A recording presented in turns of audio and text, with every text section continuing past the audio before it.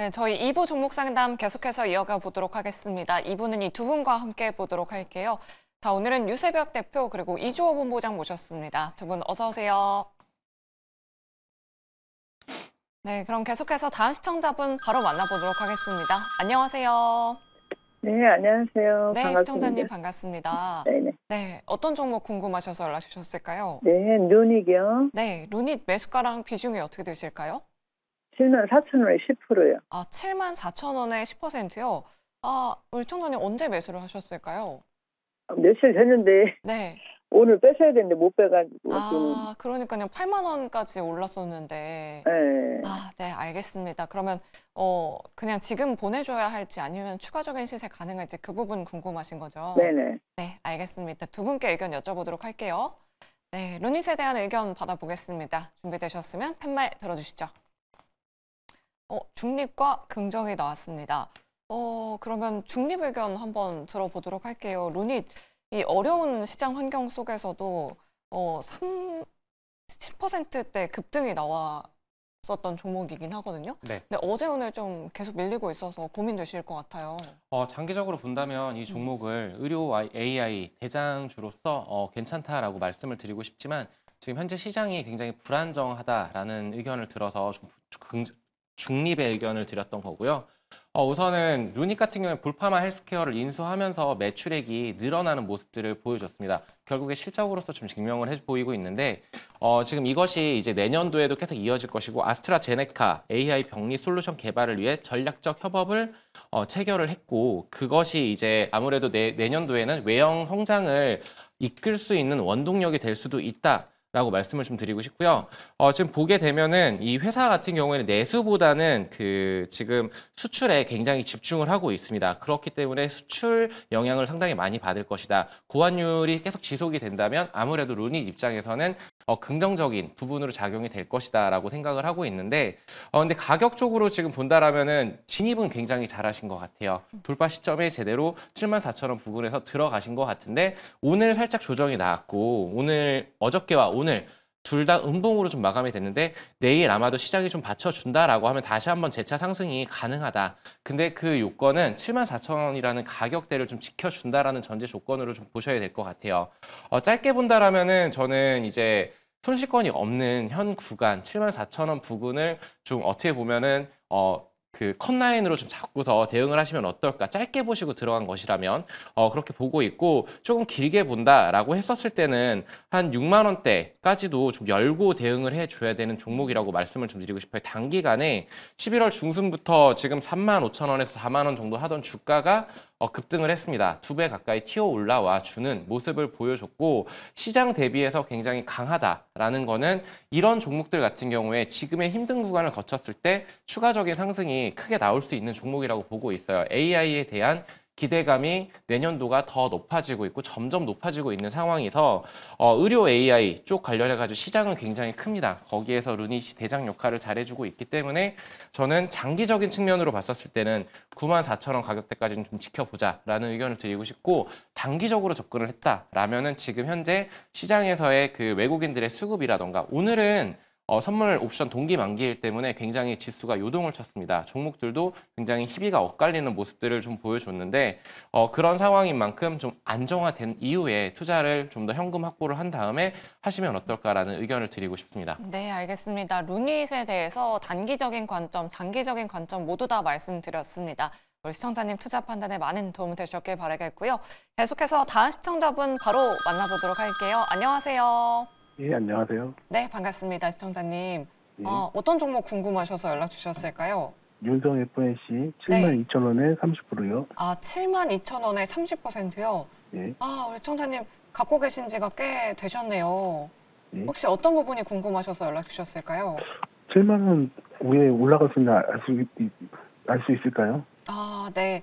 매수가까지 갈 수 있을지 그 부분 예. 한번 여쭤보도록 한 몇 할게요. 개월 정도 기다리는 좀 알 수 있을까요? 아, 네, 알겠습니다. 그 예. 부분도 여쭤볼게요. 네, 두 분의 의견 받아보겠습니다. 준비되셨으면 팻말 들어주시죠.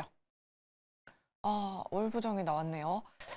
본부장님의 부정 의견 들어보도록 할게요. 시청자님 지금 손실이 너무 크셔서 네. 지금 매도하는 것도 사실은 의미가 없을 것 같긴 한데 지금이라도 매도를 해야 되는 건가요? 지금 지수가 올라오는 상황에서 네. 급하게 지금 매도하실 상황은 아닌 것 같고요. 부정 의견을 드린 이유는 지금 보시면 이게 주봉상 차트인데 공모가 때, 그러니까 첫날 상장했을 때보다도 지금 저점이 낮아졌습니다. 그 말인즉슨 뭐냐면요. 완전히 하방 쪽으로 지금 23년도 이후부터 계속적으로 하방 추세인데 낙폭 자체가 굉장히 커요. 그러니까 1년하고 한 4, 5개월 정도 만에 지금 고점이 26만 8천 원이었는데 지금 오늘 종가가 3만 8,600원이거든요.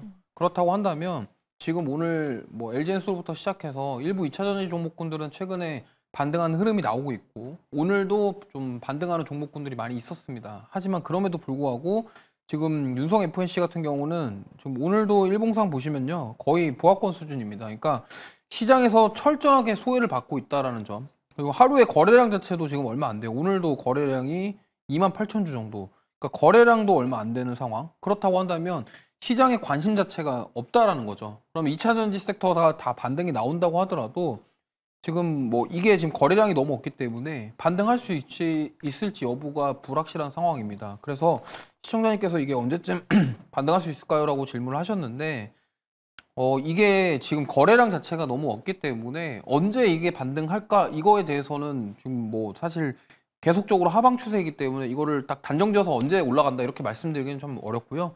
만약에 올라가려면 일단 거래량이 들어오는 모습들이 나와줘야 되고요. 시장에 관심이 받을 수 있는 뭔가 호재성 이슈들이 나와줘야 되는데 지금 뭐 2차전지 믹싱 장비 관련돼서 뭐 과거에 정말 엄청난 상승이 나왔었습니다만 그거에 대한 지금 모멘텀 자체가 지금 없는 상황이에요. 그렇다고 해서 2차전지 업황이 확 지금 좋아지냐 이런 상황도 아니거든요. 그렇다고 한다면 지금 이 믹싱 장비에 대한 수요가 늘어나줘야 되는데 지금 그런 모멘텀 자체가 부재하다 보니까 제가 봤을 때는 지금 거래량도 없고 그러니까 시장에 관심 자체가 없다 이렇게 보시면 됩니다. 그래서 지금 뭐 좀 보시면은 워낙 이제 이 종목 같은 경우는 평균적으로 거래량이 얼마 안 되는 종목이긴 해요. 그럼에도 불구하고 그런 더군다나 거래량이 더 적기 때문에 지금 그래서 제가 봤을 때는 이게 단기간에 어떠한 뭔가 드라마틱한 반등을 기대하신다면은 당분간은 좀 힘들 것 같고요. 만약에 뭐 ESS라던가 이제 전기차 쪽 배터리 관련돼서 어떤 장비 수주라던가 그러한 개별적인 기업에 대한 이슈가 나와줘야지 좀 반등이 나올 것 같습니다. 그렇기 때문에 아니면 뭐 업황이 좋아져서 뭐 기대감이 생기거나 이런 모멘텀들이 나와줘야지 그래서 이슈와 함께 지금 주가가 오를 수 있지 자발적으로 이 기업이 어떠한 실적이 좋아져서 갑자기 반등한다 이거는 기대하기 어려울 것 같아요. 예를 들면은 화장품 같은 경우에 VT 같은 경우가 지금 이번에 수출 데이터 잘 나오면서 4분기 호실적에 대한 기대감 속에서 지금 중국까지의 다변화 속에서 지금 단기간에 그런 식으로 급등이 나왔거든요. 그럼 그런 식으로 급등이 나오기 위해서는 이슈가 나와줘야 되는데 지금 윤성 FUNC 같은 경우는 아예 뭐 어떤 소식 자체가 없는 상황입니다. 그렇기 때문에 다시 한번 정리를 해서 말씀드리면 좀 당분간은 드라마틱한 반등을 기대하기는 어렵다. 그렇다고 해서 자발적으로 지금 실적 개선으로 오를 수 있는 상황도 아니다. 그렇다고 한다면 외부 이슈라던가 어떠한 테마성 재료가 붙어줘야지 상승이 나오는데 그게 언제 나올지는 불투명하다. 그래서 지금은 일단은 뭐 기다리면 7만 원까지 갈 수 있을까요? 시간이 얼마나 걸릴지는 모르겠습니다. 그리고 비중도 30%이기 때문에 제가 봤을 때는 그런 기회비용이라던가 이런 걸 생각해 봤을 때 한 5만 5천 원 부근까지 만약에 반등이 나온다 그러면 일부 좀 정리를 하셔서 좀 비중을 좀 축소하시는 게 더 좋은 방법이 아닐까 이렇게 생각합니다. 네, 알겠습니다. 윤성 FNC 좀 보수적인 의견 남겨드렸습니다. 우리 시청자님 힘내시길 바라겠고요. 의견 잘 참고하셔서 손실을 최소화하는 방안 잘 찾아보시면 좋을 것 같습니다. 그럼 계속해서 다음 시청자분 바로 만나보도록 할게요. 안녕하세요. 네, 안녕하십니까. 네, 반갑습니다, 시청자님. 어떤 종목 궁금하셔서 연락 주셨을까요? 포스코 부처엠 25만 원에 20%입니다. 25만 원에 20%요? 네네.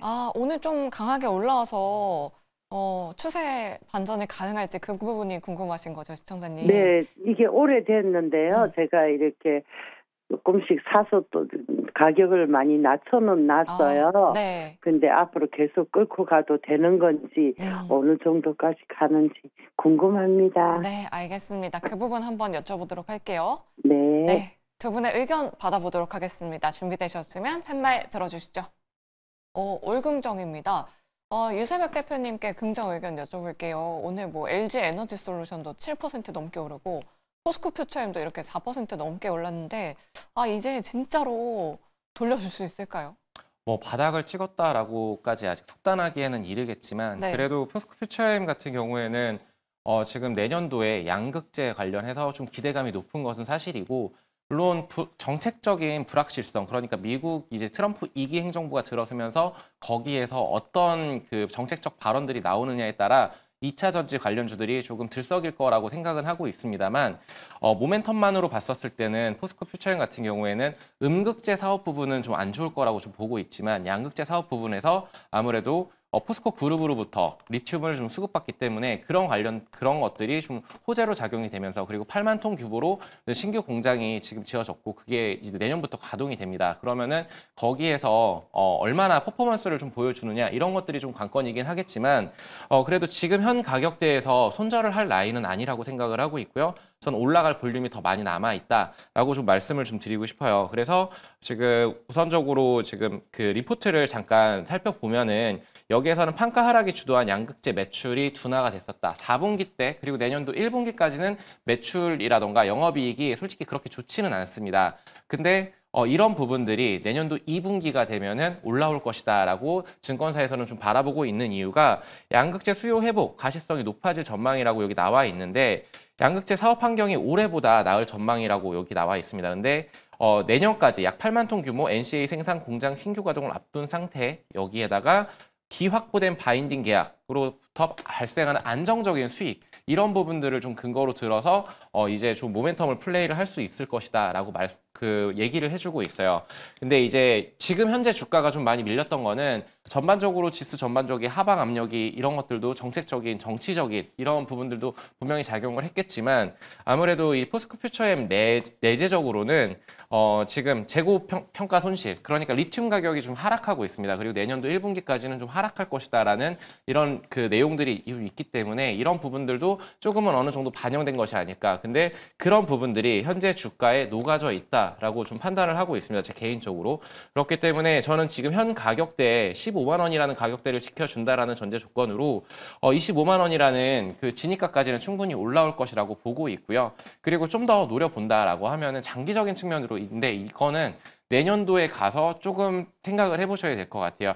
25만 원 손실이 없는 구간에 왔었을 때 현금 확보를 좀 일부 해둔 다음에 그 다음에 정책적으로나 아니면은 이 포스코 퓨처엠에 돌아가는 공장 가동률이라던가 이런 리포트라던가 이런 것들을 좀 꼼꼼히 체크해 보시고 좀 대응을 하시면 어떨까라고 말씀을 좀 드리고 싶습니다. 그래서 마지막으로 결론적으로 말씀을 드려서 재무 상황을 컨센서스가 가이던스가 좀 나와 있는데 4분기 같은 경우에는 영업이익이 510억이고 이렇게 나와 있는데 이제 내년도에는 지금 분기로 봤었을 때는 내년도에 220억 그리고 2분기 때는 300억 이렇게 좀 올라가는 수치가 눈에 보이고 있습니다. 정말 이렇게 가이던스를 좀 상회하는 호실적들이 나와주는지 그런 것들을 좀 꼼꼼히 체크하시면서 대응하시면 좋을 것 같습니다. 네, 알겠습니다. 포스코 퓨처엠 자세한 전략 만들어 드렸습니다. 우리 시청자님 잘 참고해 보시면 좋을 것 같고요. 계속해서 다음 시청자분 바로 만나보도록 할게요. 안녕하세요. 네, 안녕하세요. 네, 반갑습니다. 반갑습니다. 시청자님. 어떤 종목 궁금하셔서 연락 주셨을까요? 대봉 LS 대봉 LS요. 매수가랑 네. 비중은 어떻게 되실까요? 2,100원에 13%입니다. 21,100원에 13%요. 네네. 네, 어떤 부분이 궁금하셔서 연락 주셨을까요? 지금 추가 매수를 해야 될지 아니면 그냥 추가 매수 안 하고 가져가도 손실 많이 안 보고 나올 수 있을지 궁금합니다. 네, 알겠습니다. 비만 치료제 모멘텀 있을 때 그때 매수를 하신 거죠, 시청자님? 네네. 네, 알겠습니다. 두 분께 의견 여쭤보도록 할게요. 네, 대봉 LS에 대한 의견 받아보겠습니다. 준비되셨으면 펜말 들어주시죠. 부정과 중립이 나왔습니다. 그럼 이주호 본부장님의 부정 의견 들어볼게요. 오늘 비만 치료제 관련주들 날아올랐는데 대봉 네. LS는 이제 시세를 못 받는 건지 오늘 왜 못 받았을까요? 저는 이게 대봉 LS가 테마성으로 올랐다라는 거를 증명하는 날이 아니었나. 왜냐면 펩트론부터 시작해서 오늘 비만 치료제가 갔던 이유 중에 하나가 일론 머스크에 대한 비만약 약가에 대한 부분이거든요. 근데 중요한 것은 뭐냐면 왜 일론 머스크가 지금 비만 치료제에 대한 부분들을 가격 인하를 얘기를 했는데 페트론이 상한가를 왜 갔냐? 그거를 생각해 보면 이게 가격을 인하하면은 결국에는 파는 사람들은 공급이 늘어나게 돼 있습니다. 왜? 가격적인 부담이 있었던 그런 사람들이 이거 이제 한번 치료 받아볼까? 이렇게 생각하면서 수요가 늘어날 것이다라는 기대감이 오늘 페트롤 주가를 끌어올렸거든요. 근데 지금 대봉LS 같은 경우는 못 움직였던 게 사실 대봉LS가 올랐던 이유 중에 하나가 GLP-1 유사체인 그 싹센다 원료였던 리라글루티드 이 부분에 대해서 지금 시제품을 개발 완료했다라는 소식으로 주가가 이때 갔었어요. 근데 지금 그 다음에 소외를 받고 있는 거죠. 그러니까 무슨 말이냐면 그 다음에 뭔가 없는 거예요. 그러니까 인벤티지랩이라던가 뭐 펩트론이라던가 다 보시면은 이 플랫폼에 대한 기술력을 가진 기업인데 지금 보면은 대봉LS도 그렇고 블렘텍도 그렇고 어떤 그런 플랫폼 기술을 가지고 있는 기업이 아니라 뭐 유통을 하거나 그 다음에 이제 이런 식으로 어떤 시제품이라던가 이런 치료제 원료, 그러니까 원래 대봉LS 같은 경우는 화장품 원료라던가 이런 거를 만드는 회사이기 때문에 아마 그쪽에서 제가 봤을 때 소외가 됐다. 그러면은 오늘 비만 치료제들 갔는데 못 갔다 그러면은 사실 이때 기대감으로 갔다가 막상 지켜보니까 이 시제품 개발 완료 말고 모멘텀이 뭐가 있지? 투자자들은 그렇게 생각한다라는 거죠. 그러다 보니까 소외를 받는 거고 거래량 보시면은 물론 이제 현저하게 줄어든 거래량 때문에 이때 누가 뭐 모았던 그 물량들을 다 소화하지는 못했을 거다. 한 번은 리바운드 되면서 올라올 수는 있겠습니다만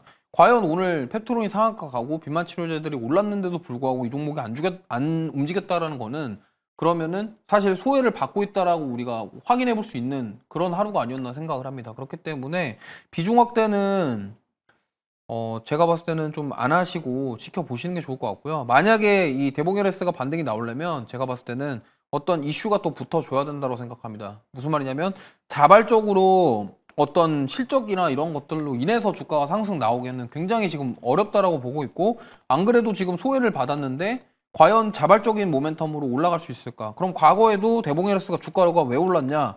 이때도 기대감이었거든요. 그러면 처음에 비만 치료제들 얘기 나올 때 여기가 싹센다에 들어가는 원료 이런 시제품을 개발했대. 정말 좋은 소식이거든요. 그걸로 인해서 기대감으로 올랐는데 막상 오르고 나서 보니까 이 다음은 뭔데? 이렇게 된 거죠. 그래서 다시 못 올라온다는 점. 그러면 자발적으로 올라가기 힘들고 테마성 이슈, 어떤 개별적인 소식이 붙어줘야지 오를 수 있다는 점. 그러면 지금 만약에 비중을 확대했다가 만약에 그게 계속적으로 소외받고 모멘텀이 없다 그러면 더 하락할 수도 있는 상황입니다. 그렇기 때문에 비중 확대는 하지 마시고 가지고 계셨다가 만약에 어떤 긍정적인 소식이 나오면서 테마와 같이 또 연결돼서 오를 때 그때 좀 매도하시는 전략을 세워보시는 게 좋겠고 만약에 나는 진짜 이거 답답해서 못 가지고 있겠다 하시면은 차라리 종목 교체를 하셔서 다른 쪽으로 수익을 챙겨보시는 게 더 좋겠다라는 말씀 드려보겠습니다. 네, 알겠습니다. 오늘 비만 치료제 모멘텀 받지 못하는 이유에 대해서 좀 구체적으로 말씀드려봤습니다. 시청자님 의견 잘 참고해 보시면 좋을 것 같고요. 내 종목도 이렇게 자세하고 또 꼼꼼하게 상담 받아보고 싶다 하시는 분들은 지금 바로 연락 주셔야 두 분께 상담 받아보실 수 있습니다. 전화번호 02-2000-4919번이고요. 또 샵 2034 문자 메시지로 고민되시는 종목명, 매수가 비중 남겨주시면 됩니다. 다음으로 유튜브 채팅창으로 넘어가 보도록 할게요. SJ 초이님께서 Y바이오로직스를 가지고 계십니다. 매수가는 9,500원에 15% 가지고 계신데요. 지금 가격대에서 추가 매수 가능할까요? 전망과 목표 주가 부탁드립니다. 라고 이렇게 남겨주셨어요. 유세벽 대표님께 부탁드려 보도록 할게요. 그래도 어제 9%, 그저께 10% 급등했거든요. 지금 이런 타이밍에 추가 매수해서 이런 물타는 전략 어떻게 보세요? 최근 신규 상장했던 바이오 관련해서 뭐 다른 종목들도 있겠지만 대부분 비슷한 흐름을 보여줬어요. 이틀 연속으로 좀 밀었다가 그리고 어저께와 그리고 그저께 이렇게 좀 같이 오늘까지 좀 올라와 주는 이런 흐름들을 보여주고 있는데 Y바이오로직스 같은 경우에는 아무래도 이제 신약 기술 이전 관련해가지고 좀 모멘텀을 받아줘야 된다라고 말씀을 좀 드리고 싶고요.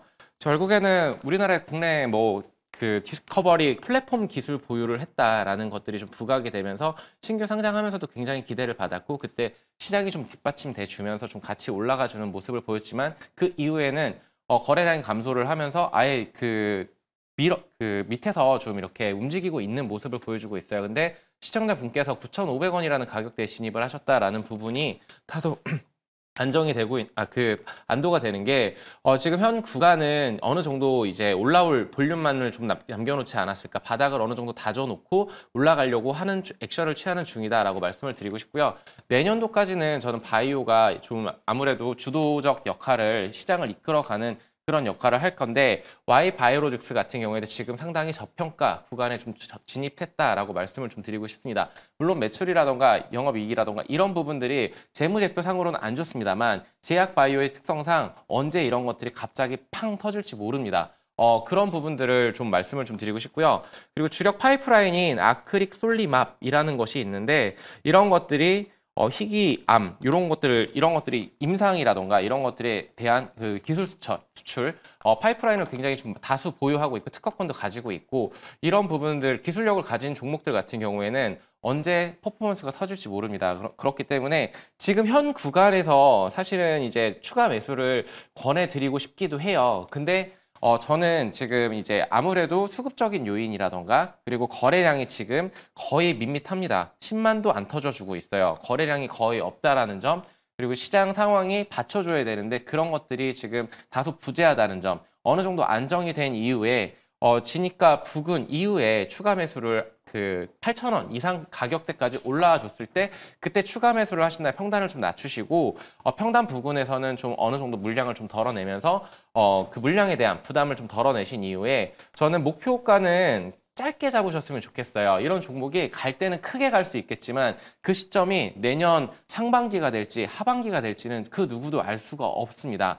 단기적으로 올라온다라면은 저는 한 13,000원 가격대까지는 충분히 볼 수 있겠다. 내년 1분기 정도까지는. 근데 그 정도 가격에서 더 올라간다, 10배거가 된다. 이런 종목들의 특징이 그런 올라갈 수 있는 볼륨은 많아 보일 수 있겠지만 시장이 결국엔 뒷받침돼줘야 되고 시장에서의 매기가 쏠려야 되는 것들이 이슈가 제대로 붙어줘야 됩니다. 그 시점에 이슈가 어떤 이슈들이 붙어주는지, 정말 기술 이전을 하는지, JP모건 헬스케어도 이런 그 스케줄 일정들에 관련해가지고 이런 종목들이 정말로 이런 퍼포먼스를 보여줄 수 있는 이슈가 붙어주는지 이런 것들을 좀 체크하셔서 대응하시면 좋을 것 같습니다. 네, 알겠습니다. Y바이오로직스 자세한 전략 말씀드려봤습니다. 다음으로 쿠왕님께서는 코오롱 티슈진을 가지고 계십니다. 매수가가 24,000원에 90% 가지고 계신데요. 5년째 보유하다가 드디어 올랐습니다. 어떡하죠? 라고 이렇게 남겨주셨습니다. 제가 다 기분이 좋네요. 이주호 본부장님께 여쭤보도록 하겠습니다. 참 5년 동안 기다린 시간을 생각하면 좀 아쉽긴 한데 최근에 또 이슈가 있었잖아요. 어제 또 급등이 나오기도 했었는데 지금 어떤 선택을 해야 될까요? 제가 봤을 땐요. 네. 이런 종목은 저는 그냥 매도하시는 게 좋을 것 같아요. 왜냐하면 그러니까 다른 거는 다 좋습니다. 네. 예를 들어서 임상이 실패를 했거나 뭔가 열심히 했는데 결과가 안 좋은 거는 상관이 없어요. 근데 성분에 대한 문제가 있었잖아요. 그게 이제 2019년도에 가장 거래 정지가 됐던 가장 큰 이유였고, 네. 그 다음에 여기 이제 오너가 또 문제가 있어요. 그러니까 뭐냐면 이 코오롱 티슈진 회장이 이 임보사 임상을 할 때 이제 담당 의사 2명한테 이제 스탁 옵션 1만 주를 무상으로 주면서 네. 약간 이거를 뭔가 부득이한 거래인 거죠. 왜냐하면 이 임보사가 좋은 것처럼 하기 위한 그 담당 의사 자체를 어떻게 보면은 이 돈으로 매수한 거죠. 네. 그럼 이게 도덕성에 대한 문제가 있는 겁니다. 그러면 다 좋습니다. 지금 사실 주가가 최근에 많이 올라가고 있고 당연히 FDA 승인 받고 이런 건 좋은 거죠. 근데 경영진이 저렇게 과거에 했었던 게 과연 저 경영진의 과연 마음이 바뀌었을까? 이거를 생각해 본다고 한다면 사실 카카오도 물론 최근에 상승이 나오고 있지만 주가가 가장 많이 빠졌던 이유 중에 하나가 기업의 도덕성 이슈예요. 쪼개기 상장, 그다음에 오너 리스크 이런 것들이 문제였습니다. 사실 정부에서 강하게 수사를 해서 이런 것들도 없지 않아 있겠지만 어쨌든 유죄로 밝혀진 내용들이 많기 때문에 그러한 점들, 그리고 최근에 SM 인수할 때도 그런 문제가 있었죠. 그러니까 이러한 여러 가지 것들이 지금 문제가 되는 도덕성의 문제를 받으면은 사실 주가가 회복하는 게 쉽지 않은데 이것도 마찬가지라고 생각해요. 결국에는 저는 상승 지금 추세 자체가 탔기 때문에 추가 상승이 나올 수 있다라고 생각을 합니다. 하지만 코오롱 티슈진이 과거에 했었던 그런 일들을 살펴본다고 한다면 분명히 또 이 오너 리스크라던가 이런 것들이 또 분명히 언제든 나올 수 있기 때문에 저는 차라리 이 종목 투자하실 거면 지금 과거랑 달라요. 2019년, 18년도에는 FDA 승인을 받을 가능성이 있다 그러면은 올라갔거든요. 그때 많이 올라갔던 게 신라젠, 셀트리온, 그다음에 코오롱티슈진 이거 세 개가 대표적인데 네. 신라젠 어떻게 됐습니까? 그렇게 됐죠. 네. 그리고 얘도 그렇게 됐죠. 그다음에 셀트리온이 살아남았던 이유는 하나예요. 바이오시밀러로 빠졌거든요. 그러니까 돈을 벌 수 있는 지금 뭔가 환경을 만들지 않는 바이오가 이 시장에서 바이오가 만약에 신약만 모멘텀 하나만 가지고 살아남기가 이제 쉽지 않은 장이 되어버렸습니다. 그리고 분들이 많이 스마트해지셨기 때문에 단순하게 이제는 FDA 승인 나면은 대박, FDA 승인 나면 좋다, 이거 하나만 가지고 주가가 오르기에는 쉽지 않다. 물론 지금 코오롱티슈즈는 그동안 거래 정지가 있었고 이제 많은 뭐 시간이 흐른 뒤에 어느 정도 지금 호재성 이슈들이 나오면서 오르는 건 맞습니다. 하지만 제가 봤을 때는 이 종목을 투자하실 거면 뭐 주주분들께는 죄송합니다만 네. 차라리 다른 쪽 CDMO라던가 바이오시밀러 쪽으로 교체하시는 게 좋겠다는 말씀드리겠습니다. 아, 네, 알겠습니다. 뭐 FDA 모멘텀도 있고요. 뭐 3월 리스크를 떨쳐내긴 했지만 종목 교체해보는 거 어떻겠냐라는 의견 잘 참고해 보시길 바라겠습니다. 포트폴리오 상담 도와드리도록 하겠습니다. 뒷번호 3597번님께서 연락을 주셨어요. 굉장히 다양한 종목들 가지고 계십니다. CIS, 이수페타시스, 올릭스, 네오셈, SOS랩 이렇게 가지고 계시는데 CIS를 제외하고는 거의 다 대체적으로 현재가랑 우리 시청자님 매수가랑 거의 차이가 없는 상황입니다. 그럼 좀 하나하나씩 뜯어보도록 할게요. 이수페타시스 여쭤보도록 하겠습니다. 유세백 대표님, 네. 이수페타시스를 아마 그 유상증자 공시 이후에 매수를 하신 것 같긴 하거든요.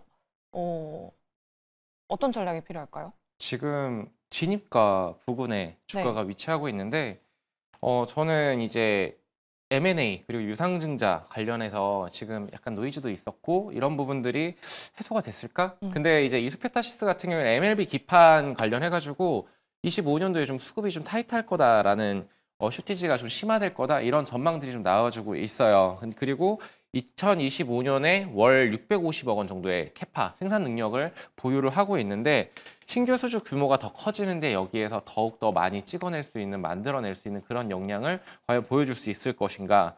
이런 것들이 아무래도 주가가 좀 반응을 하지 않을까. 그리고 근데 여기에서 미중 분쟁 반사 수혜를 입을 것이다라는 예견들이 많습니다. 그럼에도 주가가 계속적으로 힘을 못 쓰는 이유는 아무래도 투심이 많이 흔들리지 않았나라고 생각을 하는데 저는 현 가격대, 만약에 지금 현 가격대를 계속적으로 지지를 받아준다라면 21,000원이라는 가격대를 지지를 받아준다라면은 저는 충분히 3만 원까지도 타겟팅을 잡아볼 수 있는 종목이라고 보고 싶고요.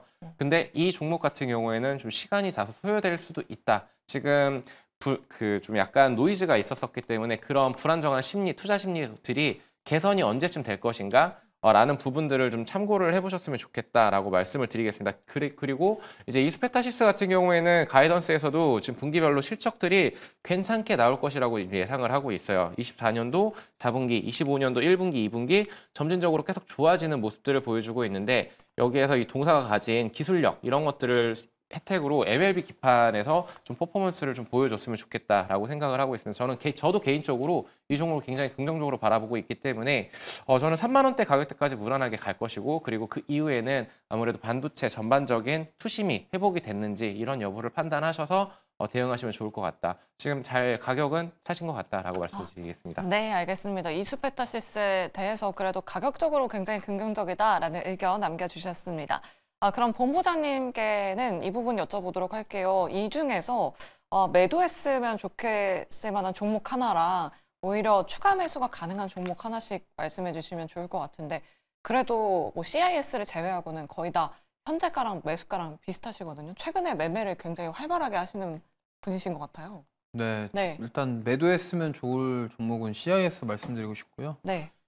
CIS 같은 경우는 물론 뭐 전고체 배터리 모멘텀 좋습니다. 좋은데 최근에 흐름 보시면요. 이게 변동성이 너무 커요. 그러니까 짧은 기간 동안 상승과 하락을 너무나 많이 반복하고 있는 상황에서 지금 추세를 보시면요. 계속 저점을 이렇게 낮추고 있습니다. 그러니까 저점을 계속 낮추고 있기 때문에 계속적으로 지금 신저가 경신하고 있거든요. 그러니까 이런 상황에서 굳이 여기서 뭔가를 추가 매수를 할 이유는 없다. 만약에 좀 하방 경직성이 어느 정도 확보가 되고 나서 좀 올라오는 모습 나왔을 때 해도 늦지 않다. 제가 봤을 때는 이거는 9,000원 이상 안정적으로 올라가서 유지가 돼야지 저는 추가 매수를 하는 게 좋다라고 생각하고 있고, 차라리 이 종목은 지금 매도를 하시고 다른 종목 교체하시는 게 조금 더 좋지 않을까 이렇게 생각하고 있습니다. 네, 그럼 추가 매수할 만한 종목은 어떤 게 있을까요? 저는 네오셈을 좀 말씀드리고 싶은데 이게 저는 뭐 다른 거보다 CXL 관련해서 삼성전자가 지금 드라이브를 걸 수 있는 사업을 가만히 생각해 보면 지금 뭐 오늘도 뉴스에 나왔지만 글로벌 대상으로 한 전략 회의를 진행한다고 합니다.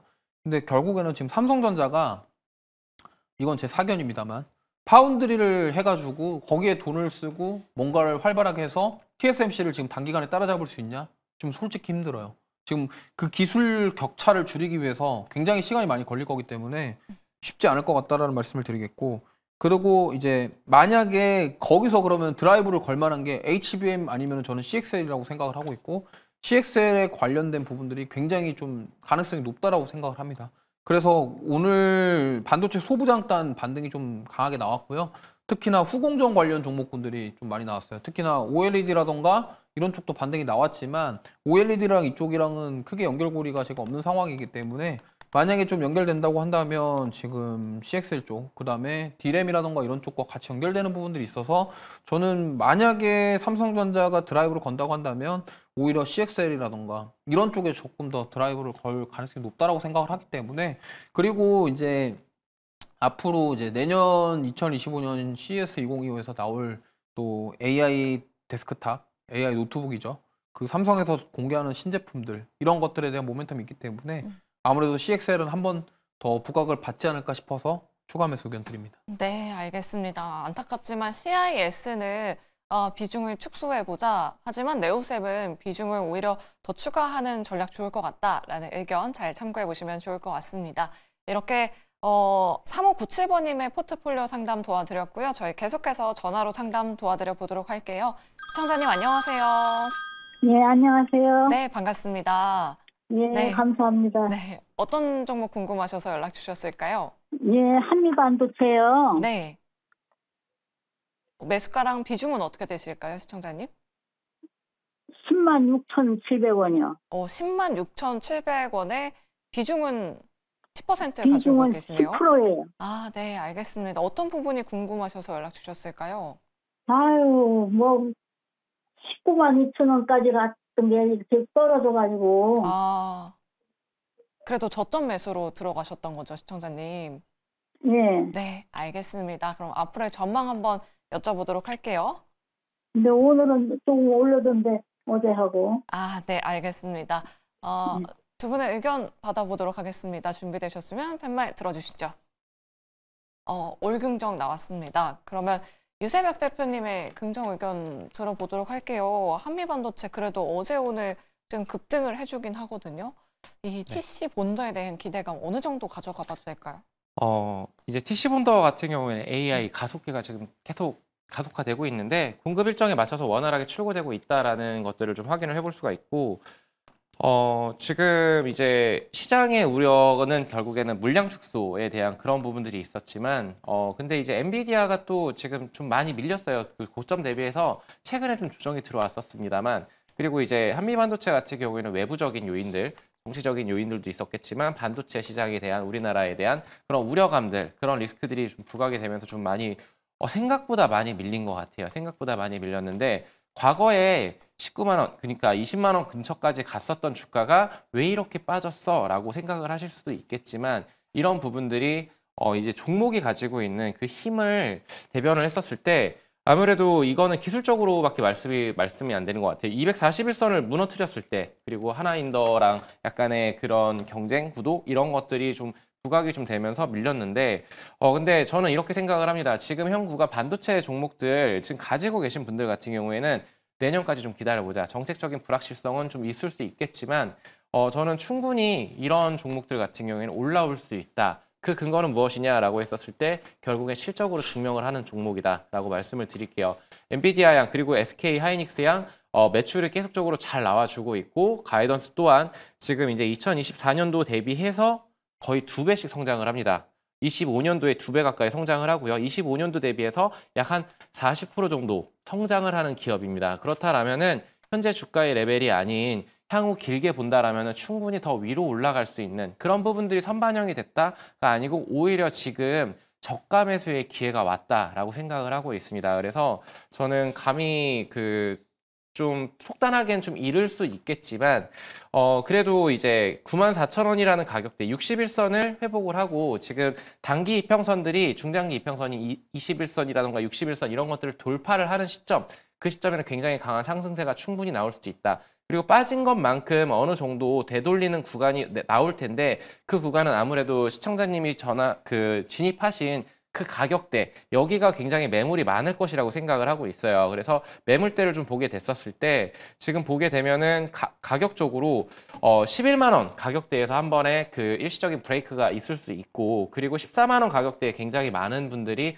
물려 있을 거라고 생각을 합니다. 지금 거래량이 4월, 5월, 6월 이때 굉장히 크게 터졌었어요. 그 물량들을 다 흡수를 했을까라고 했었을 때 저는 11만 원과 14만 원 돌파가 된다라면 다시 한번 신고가까지도 좀 충분히 나갈 수 있는 종목. 그러니까 지금 현 구간 굉장히 싸진 메리트 있는 구간이다. 그러니까 우선 홀딩 하시고 저는 목표가를 말씀을 드린다라고 하면은 단기적으로는 11만 원 그리고 장기적으로 봤었을 때는 15만 원 그리고 아주 좀 멀리 본다, 내후년까지 본다라고 했었을 때는 신고가 한번 노려보시면 좋을 것 같습니다. 네, 알겠습니다. 우리 시청자님 걱정 말고 기다리셔도 좋을 것 같다.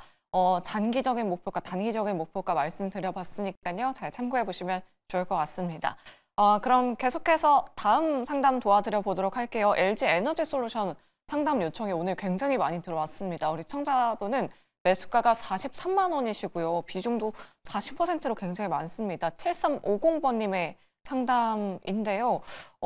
이 외에도 우리 6516번님께서도 문자 보내주셨습니다. 매수가까지 왔는데 시간을 거래해서 빠진다라고 연락을 주셨습니다. 이 내용은 본부장님께 여쭤보도록 할게요. 시간을 거래해서 한 1% 정도 밀리면서 마감을 했거든요. 오늘 정말 강한 상승 보여서 진짜 돌려주나 했는데 또 시간에서 빠지니까 참 김이 빠지는 것 같습니다. LG 에너지솔루션 어떤 전략 필요할까요? 뭐 제가 봤을 때는 괜찮아요. 제 엔솔 같은 경우는 사실 주가 방어도 잘 되고 있고요. 2차 전지 중에서도 특히나 셋업체 중에서도 굉장히 주가 방어가 잘 되고 있고 사실 저는 저번 8월부터 상승 나온 다음에 지금 여기서 횡보하는 모습을 보이고 있어서 이게 저는 박스권을 만들어주고 있다고 생각을 하고 있거든요. 지금 보시면은 여기 8월 달부터 지금 10월 달까지 한번 9월 달까지 상승 나온 다음에 이 38만 원대가 오면은 사고 누가 오면 계속 사요. 여기만 오면은 누가 계속 사줍니다. 근데 심지어 살 때 거래량도 계속 나와요. 그러니까 이러한 부분들이 저는 좀 의미가 좀 있지 않냐. 38만 원 밑으로는 누가 사고 싶어 한다. 이렇게 좀 해석을 해볼 수 있지 않을까 생각을 하고 있고 그럼 뭐 이거를 내가 박스권 매매를 하기 위해서는 그러면은 44만 원 오면은 팔고 여기서 사야 되는 거 아니냐. 뭐 그럴 수도 있겠죠. 박스권이 좀 길어질 수 있겠지만 만약에 지금 여기 이런 박스권을 돌파하는 흐름이 나온다. 44만 원을 넘어선다. 그러면 저는 좀 강하게 상승이 나올 가능성이 높다고 생각합니다. 그리고 매수가가 43만 원이면요. 저는 나쁘지 않은 매수가라고 생각을 하고 있고 뭐 시간은 다소 걸리겠지만 결국에는 상승 쪽으로 방향을 잡지 않겠냐. 저는 이렇게 생각하고 있기 때문에 뭐 크게 걱정하지 않으시고 오히려 좀 눌림 나오면은 더 사셔도 되지 않을까. 38만 원 오면은 또 사고 이렇게 계속 하시면서 대응하시고 만약에 38만 원 이탈하면은 또 샀던 거 비중 줄이고 이런 식으로 하면서 리스크 관리하시는 게 좋을 것 같고요. 리포트 내용을 잠깐 보여드리면요. 어제 나왔던 리포트인데 지금 보면은 역시나 4분기 실적 또한 적자일 것으로 예상이 된다라는 내용입니다.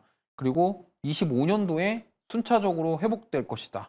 그러면 사실 왜 25년도에 이렇게 회복이 될 것으로 지금 증권사에서 예상을 하냐를 좀 생각을 해보면 여기 내려보시면은 지금 이 LG에너지솔루션이 24년도에 MOU 했거나 수주했던 리스트입니다. 굉장히 많아요. 그러니까 지금 다양합니다. ESS부터 LFP 배터리, 그 다음에 원통형 배터리 뭐 되게 많거든요. 근데 잘 보시면은 하나큐셀 USA, ESS, 그 다음에 르노, LFP, 그 다음에 벤츠 46파이, 그 다음에 리비안 46파이, 포드, 그 그다음에 이거 포드는 좀 아마 MAU 쪽인 것 같고 MOU 쪽인 것 같고 그래서 지금 보면 마지막에 공시 나왔던 내용이 베어로보틱스예요. 이거 뭐냐면 베어로보틱스는 뭐 많은 분들이 알고 계시겠지만 로봇 만드는 회사입니다. 근데 왜 LG에너지솔루션이랑 로봇이랑 계약을 했지? 지금 뭐냐면 LG에너지솔루션이 이거를 통해서 유추할 수 있는 거는 지금 전기차 쪽에 드라이브를 거는 게 아니라 지금 ESS부터 시작해서 이 배터리를 넣을 수 있는 모든 것들에 지금 드라이브를 걸고 있다 이렇게 생각하시면 돼요. 그 말인즉슨 뭐냐면 앞으로 뭐 자율주행뿐만이 아니라 4차 산업으로 본격적으로 가고 있는 상황에서 로봇에도 배터리가 필요합니다. 물론 뭐 쉽게 설명을 드리면 요즘에 식당에서 많이들 보시는 그 서빙 로봇 있죠? 빈 그릇 수거해가는 로봇들 보시면요. 거기에 뭐 220V 꽂혀가지고 가는 거 보신 적 있어요? 없죠? 네. 무선 청소기도 요즘에 충전해놓고 알아서 하잖아요. 그럼 마찬가지입니다. 그럼 그 안에서 결국에는 무선으로 동작할 수 있는 거 안에 배터리가 들어가야 되는 거고요. 그 부분에 대해서 지금 11월 18일 날 수주를 했다라는 점 저는 굉장히 의미가 있다고 생각하고 있고 만약에 이게 지금 내년에 CES 2025에서 지금 AI와 결합된 어떠한 지금 상품들이 나오기 시작하면요. 결국에는 지금 LG에너지솔루션에서 만드는 이러한 배터리들 그러니까 지금 로봇이라던가 이런 데 들어가는 소형 배터리들까지도 우리가 생각해 볼 수 있겠다라는 말씀을 드리고 싶습니다. 그렇기 때문에 이러한 부분들을 봤을 때 지금은 저는 실적이 안 좋다고 해서 파는 게 아니라 네. 모아가는 전략 세워보시면 좋을 것 같습니다. 네, 알겠습니다. LG에너지솔루션 현재 박스권에서 움직이고 있다. 상단과 하단 가격 라인 말씀드려봤으니까요. 잘 참고해 보시길 바라겠습니다.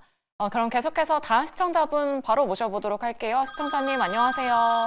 네, 안녕하세요. 네, 반갑습니다. 네, 네, 어떤 종목 궁금하셔서 연락 주셨을까요? 한국가스공사. 한국가스공사요. 매수가랑 비중이 어떻게 되실까요? 44,400원에 7%. 44,400원이요. 네.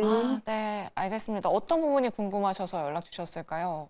글쎄, 이거 매수가까지 올리는지 아니면은 추매를 해도 괜찮은지, 추매하면 어느 가격에서 하면 되는지. 네, 알겠습니다. 그 부분 한번 여쭤보도록 할게요. 네. 네, 유세벽 대표님의 의견 한번 들어보도록 하겠습니다. 대왕고래 관련주, 한국가스공사 상담 요즘에 정말 많이 들어오거든요. 네.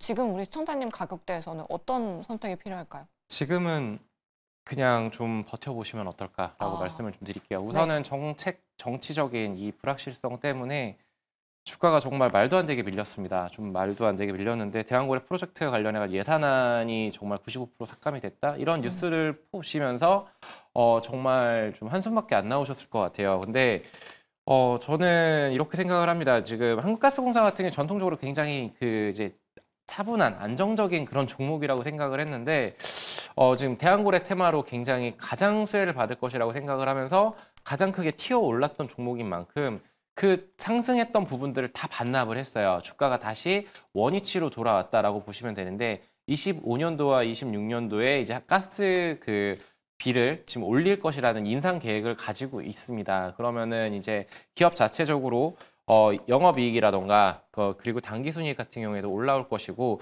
그렇다라면 현재 주가가 지금 이제는 본연의 주가 레벨을 왔고 이제 모멘텀 플레이를 해야 되는데 모멘텀 플레이 같은 경우에는 지금 저점은 어느 정도 다져진 것 같다. 단기적인 저점은 어느 정도 확인이 된 것 같고 여기에 있었을 때 이제 추가적으로 대왕고래 프로젝트가 외부 자금 유치, 해외 자금 유치 이런 것들이 진행이 되면서 계속적으로 시행이 된다라고 했었을 때는 한국가스공사한테는 분명히 우호적인 환경이 펼쳐질 것이다라고 생각을 하고 있습니다. 정부에서 이제 예산을 밀어주지 못하는 이런 부분들 때문에 약간 막혀 있긴 하지만 정말로 거기에 시추선이 등장을 해서 이렇게 시추가 활발히 진행이 되고 지금 해외에서는 지금 상당히 이쪽으로 관심이 많다라고 해요. 그렇기 때문에 이런 부분들이 진행이 되는 뉴스들을 좀 꼼꼼하게 체크를 해보시면서 지금 현 가격대는 저는 자르는 구간은 아니라고 보고 있기 때문에 여기에서 지금 3만 원이라는 가격대가 지켜진다라는 전제 조건으로 좀 홀딩해 보시면 어떨까라고 말씀을 드리고 싶어요. 기존에 24년도 대비했었을 때 그리고 23년도에는 2만 원까지 밀렸었던 주가이긴 하지만 이렇게 밋밋했던 주가가 지금 크게 이슈를 받으면서 올랐다가 내려왔지만 지금 월봉으로 봤었을 때 차트를 2025년도부터 쭉 줄여서 본다라고 했었을 때는 지금 이제는 한국가스공사가 어느 정도 그 단기적인 저점을 확인하지 않았나라고 생각을 하고 있습니다. 그렇기 때문에 좀 홀딩해 보시고 그 진입가까지 좀 기다려 보시면 좋을 것 같다. 그때 이슈를 체크해 가시면서 대응하시면 좋을 것 같다라고 말씀을 드리겠습니다. 네, 알겠습니다. 한국가스공사 매도보다는 홀딩에 대한 의견 남겨드렸습니다.